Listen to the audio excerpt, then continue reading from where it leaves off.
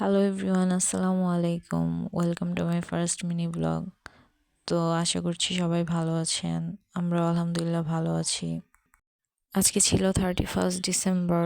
এখানে আমি আর আমার উনি একটু ঘোরাঘুরি করতে বের হয়ে গিয়েছিলাম। তো বের হয়ে দেখি রাস্তার এই অবস্থা। আজকে রাস্তায় প্রচুর জ্যাম ছিল।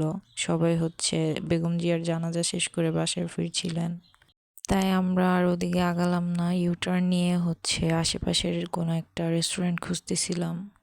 আর এই তো চলে আসলাম। আর এখানে আমি একটু ঢং করতেছিলাম খাবার আসার আগ মুহূর্তে।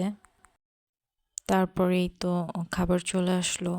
খাবার চলে আসার পর আমার উনি আমাকে রেখেই খাওয়া শুরু করে দিছিল। তো আবার খাবার শেষ করে একটু চা অর্ডার দিয়েছিলাম।